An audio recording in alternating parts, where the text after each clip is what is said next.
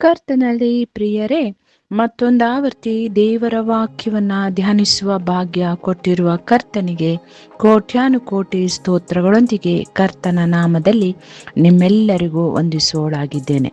ಪ್ರಾರ್ಥನೆ ಮಾಡುವ. ಕರ್ತನೇ, ಶರಣನೇ, ನನ್ನ ವಿಮೋಚಕನೇ, ನಮ್ಮ ಮಾತುಗಳು, ನಮ್ಮ ಹೃದಯದ ಧ್ಯಾನವು ನಿನಗೆ ಸಮರ್ಪಕವಾಗಿರಲಿ. ಆಮೇನ್. ಕರ್ತನಲ್ಲಿ ಪ್ರಿಯರೇ, ಹೀಗೆ ಒಬ್ಬ ಸಹೋದರಿ ಕೇಳಿದರು, ಅಕ್ಕ 74 ಶಿಷ್ಯರು ಎಂಬುದಾಗಿ ಕೇಳಿದೆವು AG ಚರ್ಚ್ನಲ್ಲಿ, ಹಾಗಾಗಿ ಇದರ ಬಗ್ಗೆ ತಿಳಿಸಿ ಎಂಬುದಾಗಿ. ಪ್ರಿಯರೇ, ಈ ದಿನ ನಾವು ಈ ವಿಷಯದ ಮೇಲೆ ಸತ್ಯವೇದ ಏನು ಹೇಳುತ್ತೆ ಎಂಬುದಾಗಿ ನೋಡುವ. ನಿಖರವಾಗಿ 74 ಶಿಷ್ಯರು ಎಂಬುದು ನಿಜವಲ್ಲ ಪ್ರಿಯರೇ. ಸತ್ಯವೇದದಲ್ಲಿ ಲೂಕನ ಸುವಾರ್ತೆಯಲ್ಲಿ ಯೇಸು ಸ್ವಾಮಿ 70 ಮಂದಿಯನ್ನ, ಹೌದು ಪ್ರಿಯರೇ, ಸರಿಯಾಗಿ ಗಮನಿಸಿ, 70 ಮಂದಿಯನ್ನು ಎಂಬುದಾಗಿ ನಿಖರವಾಗಿ ಬರೆಯಲ್ಪಟ್ಟಿದೆ ಪ್ರಿಯರೇ. ಇನ್ ಜೇಮ್ಸ್ ಒರಿಜಿನಲ್ ವರ್ಷನ್ನಲ್ಲಿಯೂ ಕನ್ನಡ ಮತ್ತು ಇಂಗ್ಲಿಷ್ ಎರಡರಲ್ಲಿಯೂ 70 ಮಂದಿಯನ್ನ ಎಂಬುದಾಗಿ ನಿಖರವಾಗಿ ಬರೆಯಲ್ಪಟ್ಟಿದೆ. ಪ್ರಿಯರೇ, ಈ 70 ಮಂದಿಯನ್ನ ಜೋಡಿಯಾಗಿ ಪ್ರಯಾಣಿಸಲು ಮತ್ತು ಬೋಧಿಸಲು ನೇಮಿಸಿರುವುದನ್ನು ಹೊಸ ಒಡಂಬಡಿಕೆಯ ಲೂಕನ ಸುವಾರ್ತೆ 10 ಓದಿದಾಗ ತಿಳಿಯುತ್ತದೆ. ಈ ಶಿಷ್ಯರ ವಿವರಗಳು ಬೈಬಲ್ ದಾಖಲೆಗಳು ಅಂದರೆ ವರ್ಷನನ್ನು ಅವಲಂಬಿಸಿ ಬದಲಾಗಿರುವುದನ್ನು ಸಹ ಕಾಣಬಹುದಾಗಿದೆ. ಲೂಕ 10ರಲ್ಲಿ ಯೇಸು ಸ್ವಾಮಿಯು ತನ್ನ 12 ಅಪೋಸ್ತಲರ ಆಂತರಿಕ ವಲಯದಿಂದ ಭಿನ್ನವಾಗಿರುವ ರೋಗಿಗಳನ್ನ ಗುಣಪಡಿಸಲು ಮತ್ತು ಬೋಧಿಸಲು ಈ ದೊಡ್ಡ ಅನುಯಾಯಿಗಳ ಗುಂಪನ್ನ ತನಗಿಂತ ಮುಂಚಿತವಾಗಿ ಕಳುಹಿಸಿರುವುದನ್ನು ನಾವು ನೋಡಬಹುದಾಗಿದೆ. 74 ಶಿಷ್ಯರ ಕಲ್ಪನೆ ಅಥವಾ ಸಂಖ್ಯೆಯು ಬೈಬಲ್ ಅಥವಾ ಕ್ರಿಶ್ಚಿಯನ್ ಸ್ಟ್ರೀಮ್ಲೈನ್ ಸಂಪ್ರದಾಯಗಳಲ್ಲಿ ಎಲ್ಲೂ ಕಂಡು ಬಂದಿಲ್ಲ. ಬೈಬಲ್ನ 70 ಅನ್ನನ್ನು ನೆನಪಿಸಿಕೊಳ್ಳುವಾಗ ಗೊಂದಲವು ಮೂಡಿರಬಹುದು. ಆ ನಂತರದ ಚರ್ಚ್ಗಳು, ಸಂಪ್ರದಾಯಗಳು ಈ 70 ಮಂದಿಗಳ ಹೆಸರು ಪಟ್ಟಿ ರಚಿಸಲು ಪ್ರಯತ್ನಿಸಿದರೂ ಅವರ ನಿಖರವಾದ ಗುರುತುಗಳನ್ನು ಬೈಬಲ್ನಲ್ಲಿ ಗುರುತಿಸಲಾಗಿಲ್ಲ ಮತ್ತು ಈ 70 ಮಂದಿಯನ್ನ ಒಂದು ಗುಂಪಾಗಿಯೂ ಉಲ್ಲೇಖಿಸಲಾಗಿಲ್ಲ.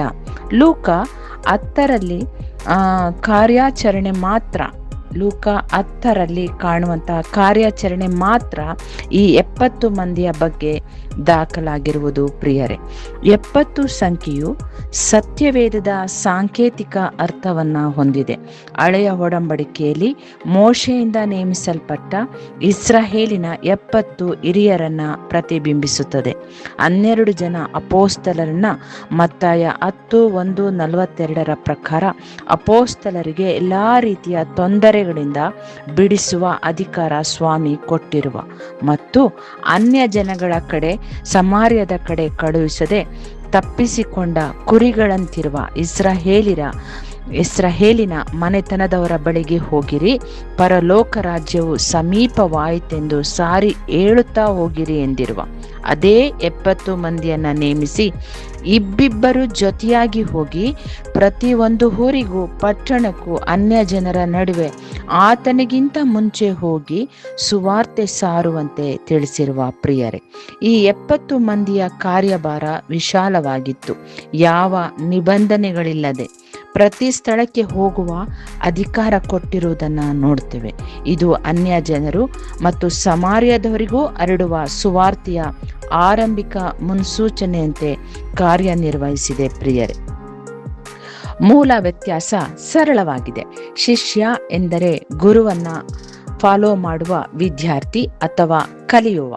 ಆದರೆ 12 ಅಪೋಸ್ತಲರು ಅಂದರೆ ನಿರ್ದಿಷ್ಟ ಧ್ಯೇಯಕ್ಕಾಗಿ ಕಳುಹಿಸಲ್ಪಟ್ಟ ಸಂದೇಶವಾಹಕ ಅಥವಾ ರಾಯಭಾರಿ ಎನ್ನಬಹುದಾಗಿದೆ ಪ್ರಿಯರೇ. ಕ್ರಿಶ್ಚಿಯನ್ ಧರ್ಮದಲ್ಲಿ ಪ್ರತಿಯೊಬ್ಬ ಅಪೋಸ್ತಲನು ಶಿಷ್ಯನಾಗಿರುವ, ಆದರೆ ಪ್ರತಿಯೊಬ್ಬ ಶಿಷ್ಯನು ಅಪೋಸ್ತಲನಾಗಿಲ್ಲ ಪ್ರಿಯರೇ. ಕರ್ತನಲ್ಲಿ ಪ್ರಿಯರೇ, ಕ್ರೈಸ್ತ ವಿಶ್ವಾಸಿಯರಾದ ನಾವು ನಿಜವಾದ ಕ್ರೈಸ್ತರಾಗಿ ಯೇಸು ಸ್ವಾಮಿಯ ಬೋಧನೆಗಳನ್ನು ಪ್ರತಿಬಿಂಬಿಸುವ, ನಿರಂತರ ಆಂತರಿಕ ರೂಪಾಂತರದಿಂದ ಗುರುತಿಸಲ್ಪಡುವ ಸಾಂಪ್ರದಾಯಿಕ ನಂಬಿಕೆ ಮತ್ತು ಗೋಚರ ನಡವಳಿಕೆ, ಈ ಎರಡನ್ನು ಪ್ರೀತಿಯ ಮೂಲಕ ಕಾರ್ಯನಿರ್ವಹಿಸಿ ನಿಜವಾದ ನಂಬಿಕೆಯನ್ನು ದೃಢಪಡಿಸುವವರಾಗುವ. Amen, amen. God bless. Stay blessed.